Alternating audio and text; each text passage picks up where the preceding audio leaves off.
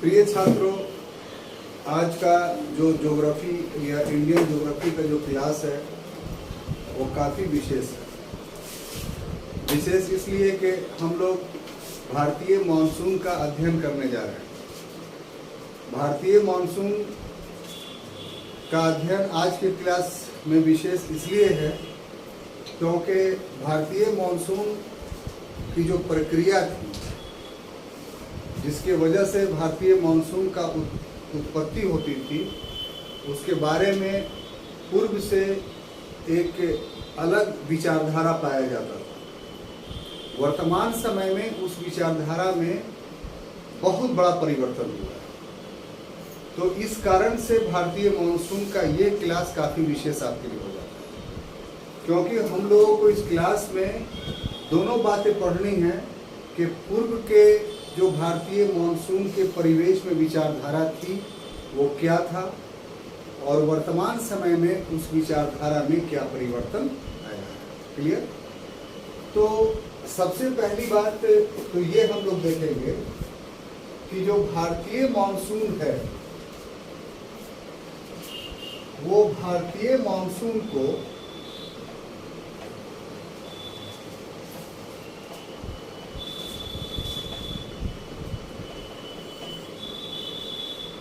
की जो प्रकृति है, नेचर जो है, यहाँ पर नेचर का अर्थ आप एक और ले सकते हैं, नामकरण। यानी क्या नाम दिया जा सकता है भारतीय मानसून। इसके नामकरण के लिए एक विशेष शब्द है, उपोष्ण मानसून। इसको हम लोग बोलते हैं उपोष्ण मानसून। इसको इंग्लिश से बोलेंगे सब ट्रॉपिकल मानसून।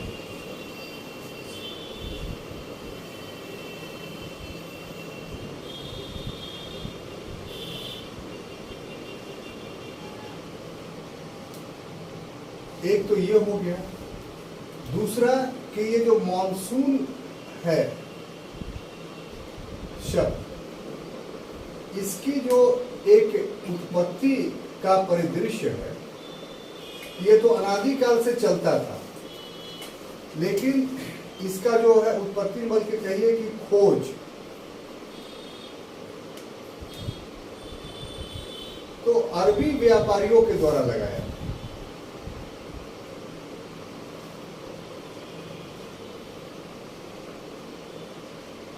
और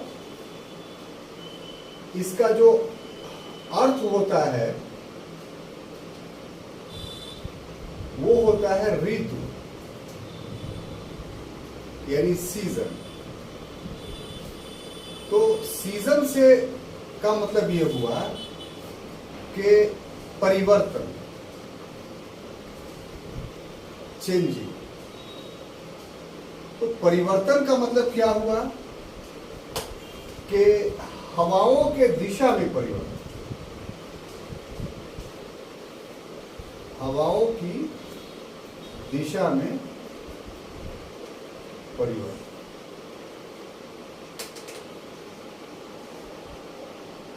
ये जो हवाओं की दिशा में परिवर्तन जो था वो दो रूपों में था। एक दक्षिण पश्चिम से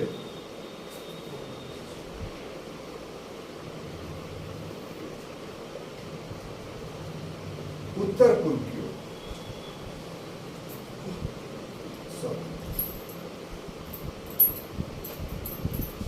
और दूसरा उत्तर पूर्व से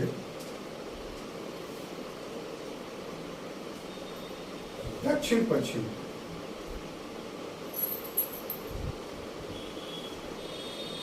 ये जो है वो आप समझिए कि मई से लेकर के अक्टूबर तक, ये नवंबर से लेकर के अप्रैल तक। एक ये बात हुआ। दूसरा इसमें यह है कि ये जो मानसून है ये वास्तव में व्यापारिक पवन का ही एक भाग है।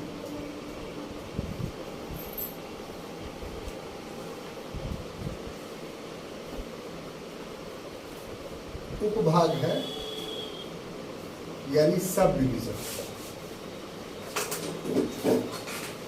तो पहले छात्रों, एक भूमिका के रूप में हम चाहते हैं कि व्हाट इज मॉनसून, उसको आप पहले समझ लें, और तब हम पारंपरिक विचारधारा के तहत मॉनसून का वर्णन करेंगे।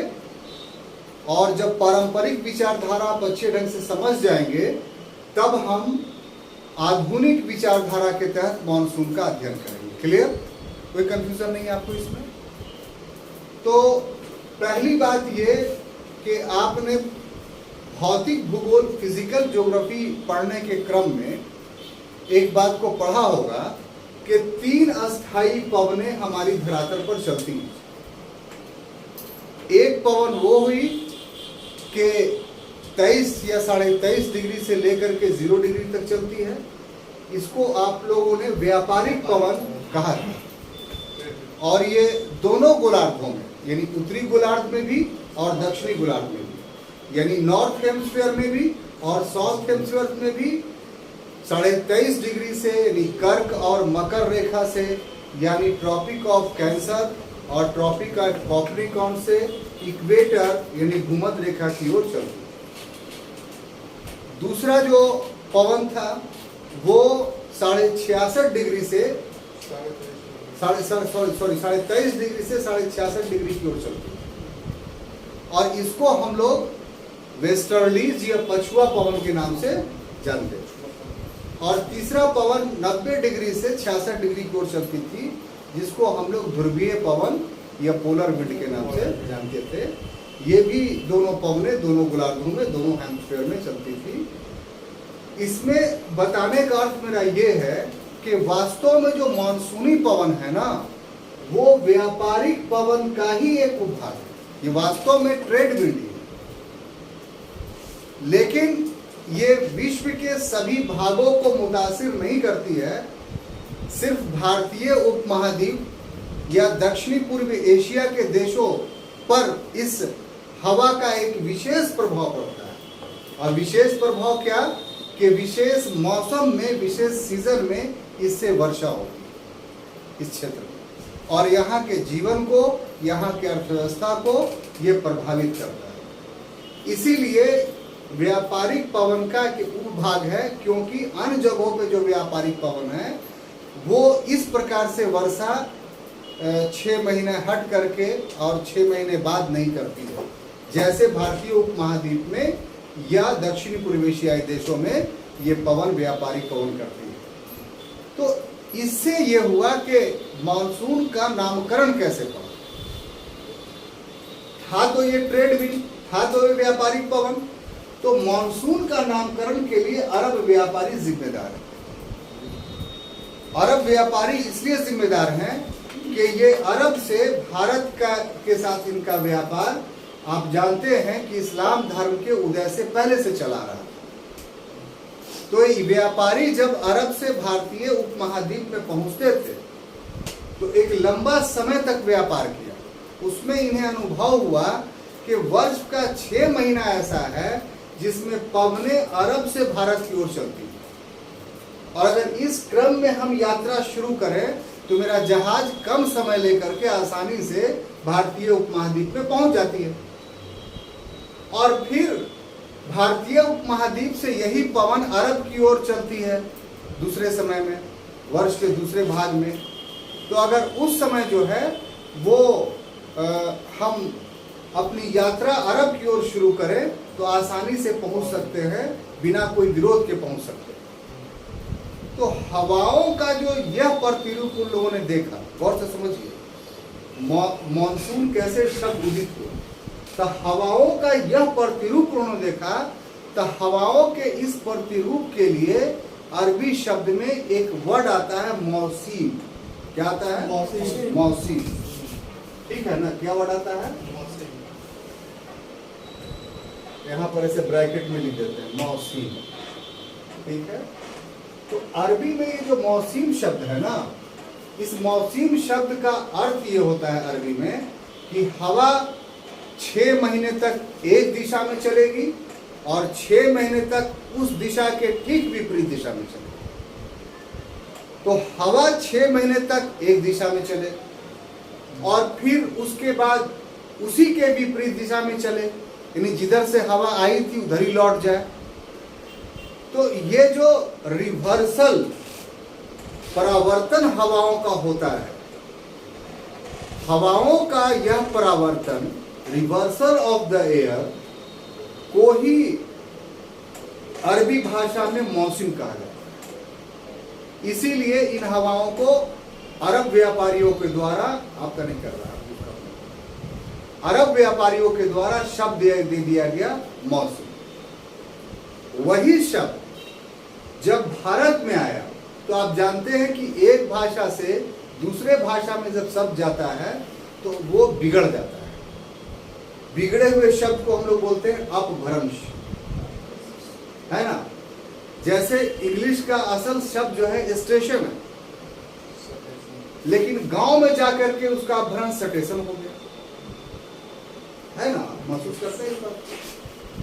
तो ऐसा नहीं है कि उसका अर्थ लोग नहीं समझ रहे हैं। आप बोलिएगा गांव में जाके स्टेशन, तो हो सकता है ना समझे, लेकिन गांव वाला आदमी स्टेशन बोल देगा तो समझ जाए कि वो इसका मतलब क्या होता है। तो अपभ्रंश शब्द भी अपना एक अर्थ रखता है, अपनी एक वास्तविकता रखता है। हम ऐसा इसलिए कह रहे हैं कि असल वर्ड मौसम था, अपभ्रंश होके बन गया मानसून, और यही इतना प्रचलित हुआ कि वास्तविक शब्द हो गया मानसून। क्लियर। तो इस तरीके से इस शब्द की उत्पत्ति हुई। अब दूसरी बात जो हमने ऊपर ही में लिखा है इसके नामकरण को लेकर कि भारत का जो मानसून है उसका एक विशेष नाम दिया गया है। अब वो नाम है उपोष्ण मानसून, सब ट्रॉपिकल मानसून। ठीक है। अब देखिए साहब, इसको भी समझने के लिए थोड़ा बैकग्राउंड जाइए, तब जो है बात आपको अच्छी तरह से समझ में आएगी। बैकग्राउंड क्या हम समझाना चाहते हैं कि टेम्परेचर के आधार पर भी हमारा ग्लोब 3 जोन में बटा हुआ है, याद है। एक को क्या बोलते हैं, उष्ण कटिबंध, यानी ट्रॉपिकल जोन। नहीं मैडम, ट्रॉपिकल जोन, सुधारिए। और उसके बाद दूसरा शीतोष्ण कटिबंध, यानी टेम्परेट जोन। और तीसरा शीत कटिबंध, यानी फ्रिजिड जोन। पढ़ाए थे आपको। मामला यह है कि जब तक पूर्व की बातें आपको रिकॉल नहीं करने के बाद, तब तक आगे की बातें समझ में नहीं आएगी।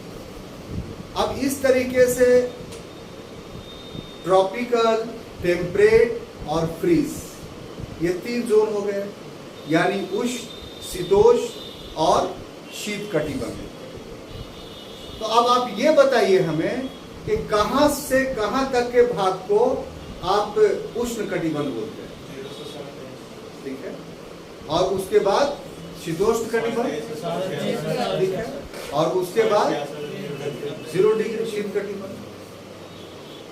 एक्चुअली में देखिए अगर गौर से, तो जो ट्रॉपिक ऑफ कैंसर है, ट्रॉपिक ऑफ कैंसर के नीचे आप उष्ण कटिबंध बोल रहे हैं, और ट्रॉपिक ऑफ कैंसर के ऊपर आप शीतोष्ण कटिबंध बोल रहे हैं। तो आपका भारत पड़ कहां पर रहा है ये आप देखिएगा। तो भारत पड़ रहा है कि आपका जो कर्क रेखा है, ट्रॉपिक ऑफ कैप्रिकॉर्न है, ट्रॉपिक ऑफ कैंसर है, सॉरी, ट्रॉपिक ऑफ कैंसर है, वो भारत से बिल्कुल मध्य भाग से होकर गुजर रहा है। यानी भारत का आधा निचला भाग, यानी दक्षिणी भाग, किस कटिबंध में इस हिसाब से आया, उष्ण। और भारत का उत्तरी भाग आधा किस कटिबंध में आया, शीतोष्ण। तो उष्ण और शीतोष्ण दोनों कटिबंध यहाँ पाया जा रहा है। इस कारण से उष्ण और शीतोष्ण कटिबंध जब एक साथ पाया जाए कहीं तो उसकी जलवायु बन जाएगी एक नए प्रकार की, जिसको हम लोग क्या बोलेंगे, उपोष्ण कटिबंध, यानी सब ट्रॉपिकल मानसून। तो सबसे ज्यादा उपयुक्त हमारे जलवायु के लिए शब्द जो होगा वो क्या होगा, उपोष्ण मानसून, यानी सब ट्रॉपिकल मानसून। तो इंट्रोडक्टरी क्लास में इतनी बातें हमें आपको समझानी थी। अब ये बताइए आप कि आप इसको पूरी तरीके से समझे कि नहीं। यहाँ पर कोई कंफ्यूजन नहीं, मुन्ना भाई एकदम आराम से समझे आप।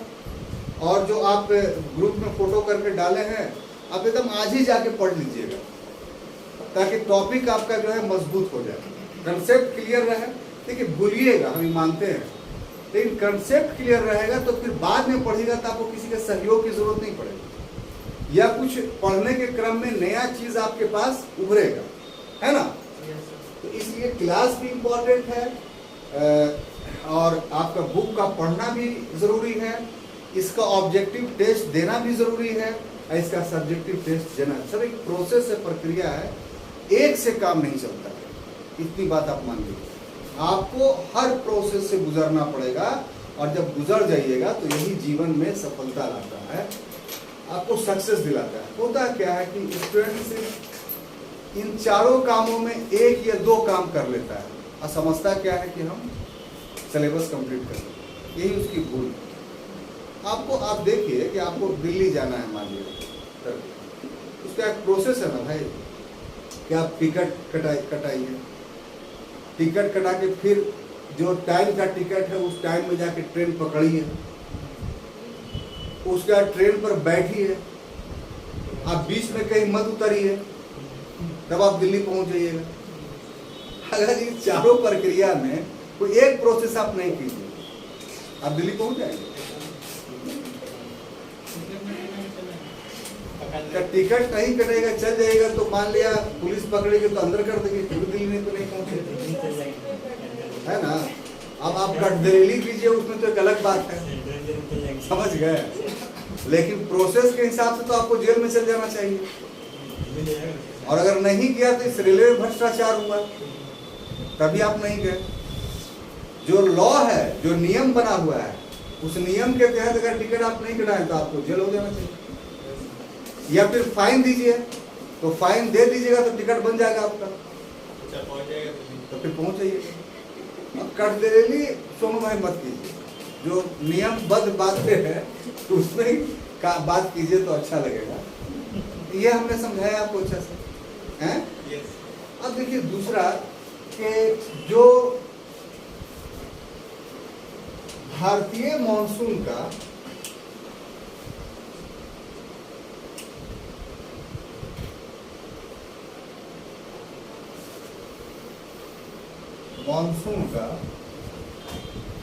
जो पारंपरिक विचार था,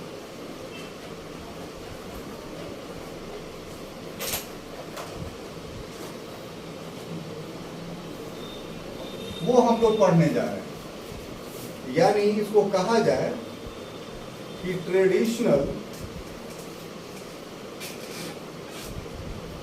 व्यू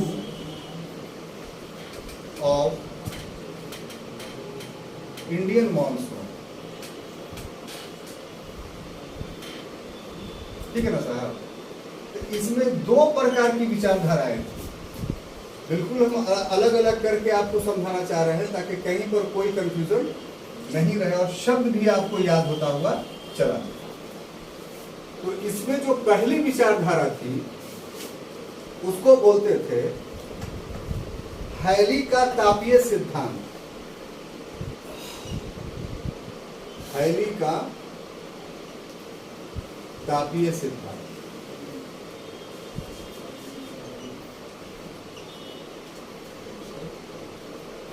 देखिए गौरव जी ठीक से पढ़िए, ठीक है ना। नहीं बोलने के हम सुनेंगे नहीं कि आप क्या बोले, लेकिन मेरा आपसे रिक्वेस्ट है कि पूरी बात ध्यान से सुनिए। The thermal concept of heli,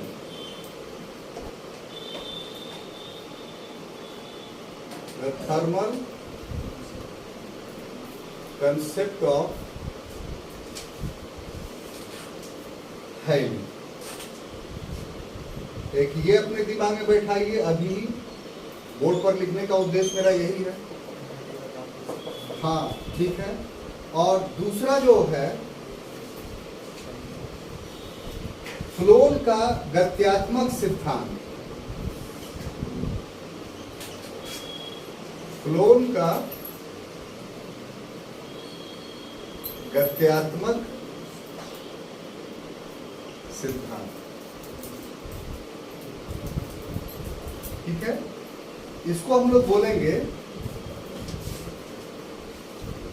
कि the dynamic concept of flow.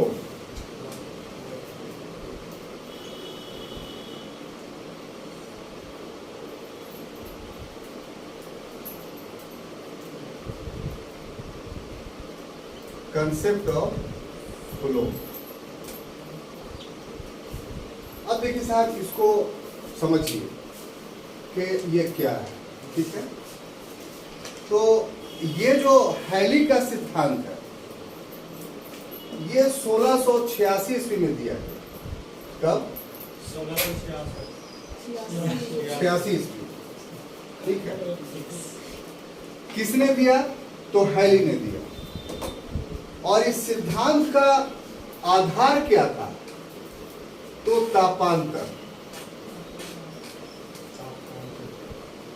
यानी ताप का अंतर। ताप का, इसको इंग्लिश में बोला जाए तो वेरिएशन ऑफ टेम्परेचर।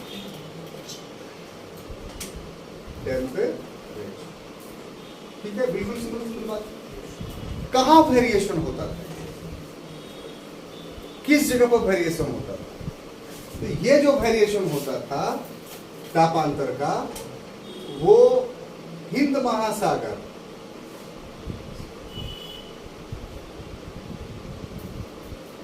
और भारतीय उपमहाद्वीप, इंडियन सब कॉन्टिनेंट,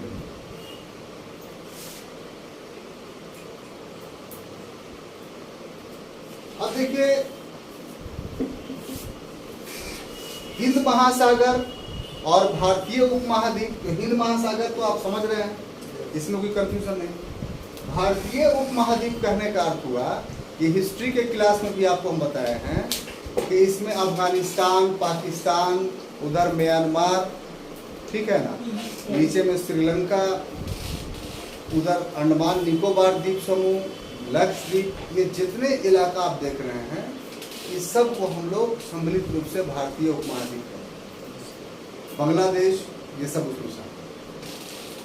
तो तापांतर में जो अंतर ताप में होता था वो इनके कंटेक्स्ट में होता था, हिंद महासागर और भारतीय उपमहाद्वीप। अब देखिए कि इस तापांतर के दो परिवेश, कितना परिवेश? दो परिवेश, यानी टू सर्कमस्टांसेस।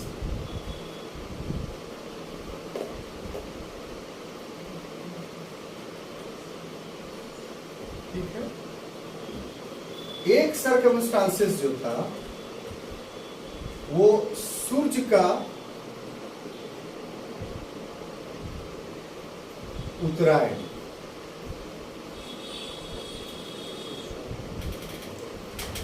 यानी नॉर्थवर्ड ऑफ सन या ऑफ द सन, ठीक है। और दूसरा परिवेश है सूर्य का दक्षिणायन, सूर्य का दक्षिणायन।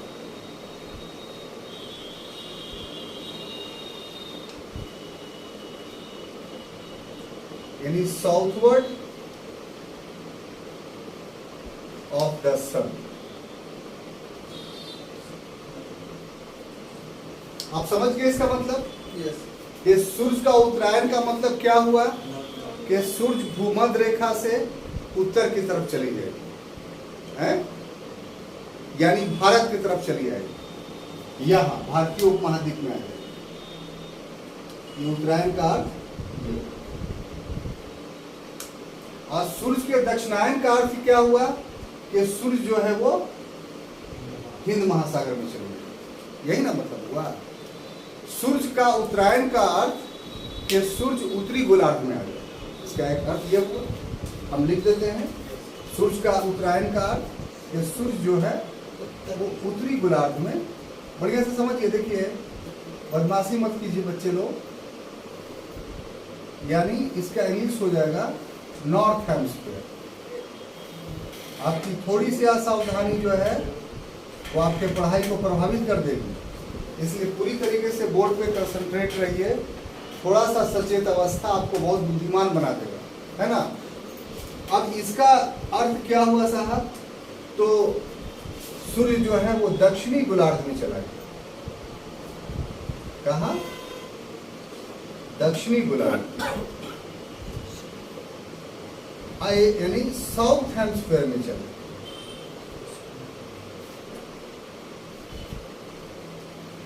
ठीक है। अब जब सूरज नॉर्थ हेमिस्फीयर में होगा तो क्या हो जाएगा कि नॉर्थ हेमिस्फीयर में जो है वो निम्न दाब का क्षेत्र हो जाएगा, है ना, यानी लो प्रेशर बेल्ट हो जाएगा,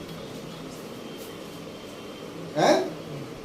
तो हवाएं क्या चलेंगी, तो ऐसी परिस्थिति में हवाएं जो है वो हिंद महासागर से भारतीय उपमहाद्वीप की ओर चलेंगी, है। भारतीय उपमहाद्वीप की ओर। तो ये जो हवाएं चलेंगी तो इसी को हम लोग बोलेंगे दक्षिणी, चूंकि दक्षिण है, हिंद महासागर दक्षिण में है और दक्षिण से उत्तर की तरफ नहीं चलती है। दक्षिण के बाद ये पश्चिम के तरफ मुड़ जाती है। इसीलिए इसको हम लोग बोलते हैं, इस हवाओं को दक्षिण पश्चिम मानसून। दक्षिण पश्चिम मानसून, हाँ, दक्षिण पश्चिम मानसून। तो भारत में, मतलब इनका कहना था हैली का, कि भारत में अधिकांश जो वर्षा होती है वो दक्षिण पश्चिम मानसून से होती है। कोई कंफ्यूजन? ये बात समझ में आ गई? इसका टाइम क्या होगा, तो टाइम आपको पहले यहाँ लिख दिया है, मई से लेकर अक्टूबर। बिल्कुल क्लियर। अब देखिए, सूर्य जब दक्षिणायन हो जाएगा तो अक्टूबर से सूर्य नीचे जाना शुरू होता है, और उसके बाद जनवरी तक पहुंचते पहुंचते पूरा नीचे चला जाता है। तब इसका ये क्या हो जाएगा कि जब साउथवर्ड हो जाएगा तो यहाँ निम्न वायुदाब हो जाएगा, है ना। जब यहाँ निम्न वायुदाब कब होगा, तो इस समय होगा नवंबर अप्रैल में। ये वहां से इंटरलिंक है, वहां ये बात लिख दिया है, तो वहां यहाँ पर दोबारा नहीं लिख रहे हैं, ठीक है। अगर आप कहिए तो ये परिवेश यहाँ उत्पन्न हो रहा है, ठीक है, और ये परिवेश जो है दक्षिण पश्चिम यहाँ उत्पन्न हो रहा है। तो ये आप कोरिलेट कर लीजिए, अंतर संबंध कर लीजिए। तो निम्न वायुदाब जब यहाँ होगा तो क्या हो जाएगा कि हवाएं जो है वो भारतीय उपमहाद्वीप से, भारतीय उपमहाद्वीप से किधर चलेंगी, तो हिंद महासागर की, हिंद महासागर की ओर। और ऐसी हवाओं का नामकरण किया होगा क्योंकि ये उत्तर की दिशा में चलेगी और उत्तर से फिर पूर्व की तरफ मुड़ जाएगी, तो इसीलिए इसको हम लोग बोलेंगे उत्तर पूर्व। तो इससे ये भी मानसूनी पवन है, तो ये इससे जो है सिर्फ चूंकि ये सूखी हुई रहती है तो इससे बारिश नहीं होती है, और लेकिन बंगाल की खाड़ी से जब ये गुजरती है तो ये जलवाष्प ले लेती है और फिर तमिलनाडु में जो है घनघोर बारिश करती है। तो भारत का एकमात्र ऐसा क्षेत्र है तमिलनाडु जहां दक्षिण पश्चिम मानसून से भी बारिश होती है और उत्तरी पूर्वी मानसून से भी बारिश होती है। तो मानसून का ये पारंपरिक प्रक्रिया या प्रक्रम या मैकेनिज्म कहा जाता है, जिसकी व्याख्या किसने की थी, हैली ने किया था। कब किया था? 1686। क्लियर? और यही हम लोग पढ़ते आ रहे थे, हैं? यही पढ़ते आ रहे थे, ठीक है, इसमें कोई कंफ्यूजन की बात नहीं है। आमतौर पे जो बातें पढ़ाई जाती थी वो यही, हम इसको पूरी तरीके से आपको इस ढंग से बताना चाहते हैं कि इस पर कोई भी क्वेश्चन आए पीटी का, मेंस का, किसी भी तरीके से, तो हर नाम, हर डेट, हर प्रोसेस आपके मस्तिष्क में हो, आप उसके एक्सप्लेनेशंस कर सकते हैं।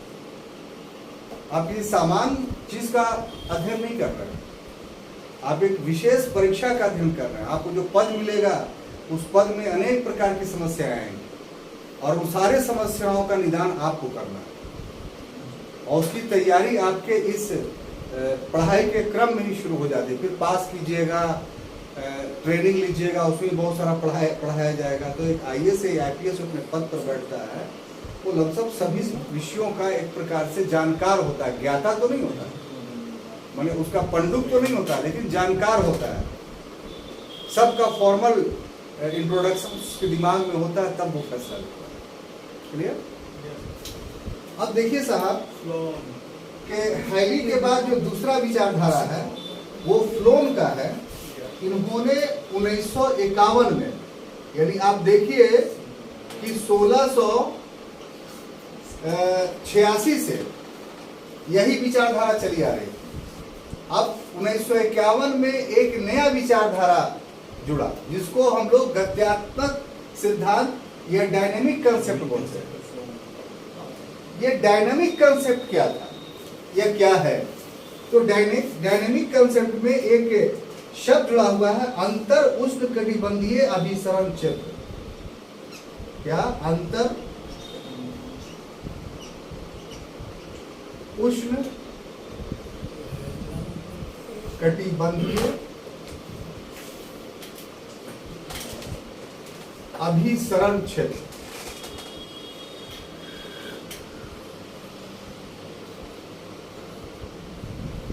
इसको इंग्लिश में बोलेंगे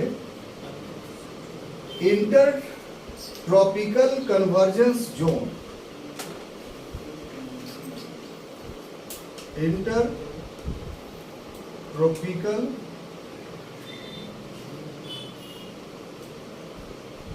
कन्वर्जेंस जोन, इसका शॉर्ट फॉर्म में बोलेंगे ITCZ। ठीक है, ITCZ। अब देखिए, इसको समझना है कि ये क्या है।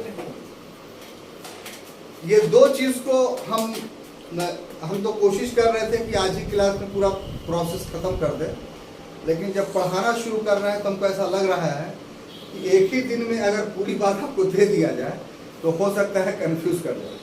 प्लस मटेरियल भी दिए, उसको भी पढ़ना है, तो ग्रेजुअली कम से कम 2 क्लास लिया जाए ताकि ये अच्छे से आपके दिमाग में आ जाए। ठीक है, तो आज हम अपना इसी को समझा कर क्लास का अंत करेंगे कि ITCZ क्या है।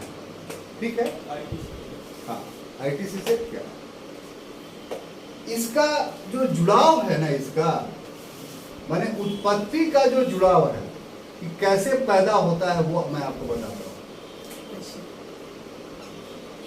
आपने एक वर्ड सुना होगा, शांत पेटी। इसको इंग्लिश में बोलते हैं डोलडर्म। अब देखिए, शांत पेटी या डोलडर्म पूरी तरह हम पहले पढ़ा चुके हैं। आप अच्छी से पढ़ती हैं कि नहीं, इसका प्रमाण यह है कि आपको बताना पड़ेगा कि व्हाट इज डोलडर्म, शांत पेटी क्या है।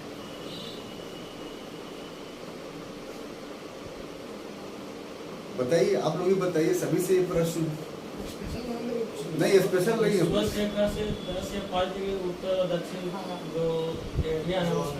Very good. कि जो विषुवत रेखा इक्वेटर है उसके 5 डिग्री उत्तर और 5 डिग्री दक्षिण के एरिया को शांत पेटी या डोलडर्म बोलते हैं। अब मुन्ना भाई आप बताइए कि क्या होता है और क्यों इसको शांत पेटी बोला जाता है। आखिर घटना क्या घटती है जिसके वजह से इसको शांत पेटी बोलते हैं या डोलडर्म बोलते हैं।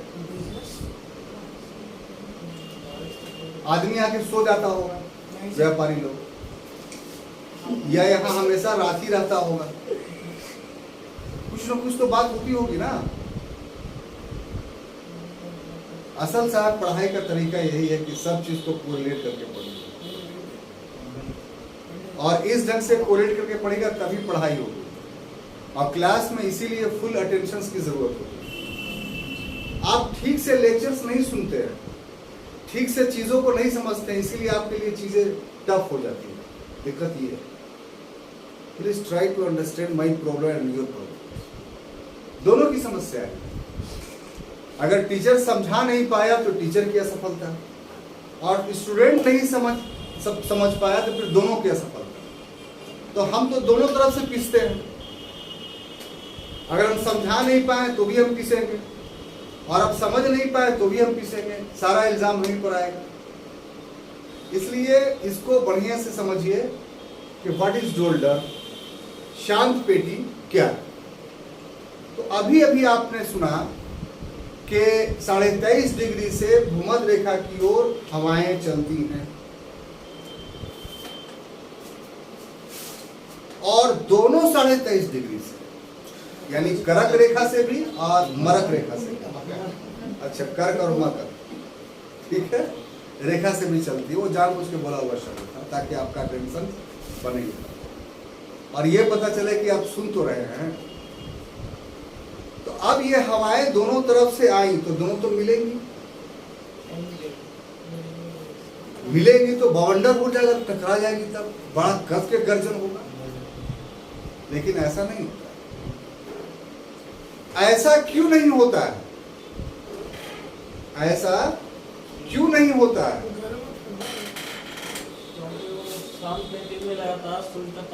Very good. कि ये एक ऐसा इलाका है पूरे पृथ्वी पर जहां पर 12 महीना सूरज का प्रकाश 90 डिग्री पर पड़ता है, एकदम डायरेक्ट एच। समझ गए? अब इसका मतलब क्या हुआ कि सबसे ज्यादा सूर्यताप प्राप्त हुआ, इंसोलेशन प्राप्त हुआ। सूर्यताप का इंग्लिश इंसोलेशन, दोनों शब्द समझिए। अब स्वाभाविक सी बात है कि सूर्यताप जहां प्राप्त होगा वहां पर धरती गर्म हो जाएगी या जल गर्म हो जाएगा, जो भी होगा। तो देखिए, जहां पर इस ढंग से एकदम मौका दे ही नहीं रहा है सूरज कि हम हटे, और 12 महीने एकदम उच्च सूर्यताप इंसोलेशन प्राप्त हुआ है, तो जो धरती का गर्म होना या वाष्पीकरण होना वो तो एक नियमित प्रक्रिया यहां पर होगा। तो देख लीजिए, जहां पर वाष्प या वायु गर्म होती है तो गर्म वायु हल्की हो जाती है और ठंडी वायु भारी रहती है। तो गर्म वायु जब भी ठंडी होगी तो दाएं बाएं नहीं भागेगी, ऊपर की ओर भागेगी। अब ऊपर की ओर भागेगी तो ऊपर की हवा ठंडी है। आप पढ़ चुके हैं कि 165 मीटर की ऊंचाई पर 1 डिग्री सेल्सियस तापमान में कमी आती है। तो जाहिर सी बात है कि ज्यादा ऊपर होगी तो हवा ठंडी होगी, तो वो भारी होगी। तो वो इस ठंडी हवा का, ये खाली हुआ जो गर्म हवा है उसका स्थान लेने के लिए ठंडी हवा नीचे चली आएगी, और ये प्रोसेस हमेशा चलता रहेगा। तो उससे एक धारा, एक करंट पैदा हो जाएगा जो 12 महीने चलेगा। उससे एक धारा, एक करंट पैदा हो जाएगा जो 12 महीने चलेगा, और इसी को वायु धारा बोलते हैं, एयर करंट बोलते हैं। इसको वायु नहीं बोलते हैं, इसको वायु धारा बोलते हैं। वायु बोलने का अर्थ अलग हुआ और वायु धारा बोलने का अर्थ अलग हुआ। अलग क्या हुआ? ये कि वायु का जब क्षैतिज यानी वर्टिकल मूवमेंट होगा तो वो हवा वायु कहलाएगी। कितनी सुंदर बात। और वायु का, सॉरी, हवा का यदि लंबवत मूवमेंट होगा तो उसको वायु धारा बोलेंगे, एयर करंट बोलेंगे। तो पूरे ग्लोब पर सिर्फ एयर करंट यही 0 से 5 डिग्री तक चलती है,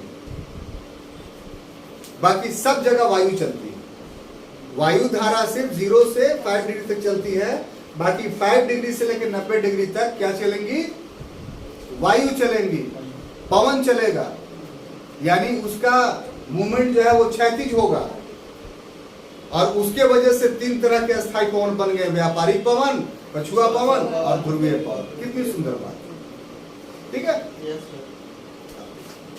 अब फिर आइए वहां पर कि व्यापारिक पवन आ रही है दोनों तरफ से। ये तो आपके दिमाग में है ना, तो मैप बनाने की जरूरत नहीं है, पहले से मैप आपके दिमाग में है।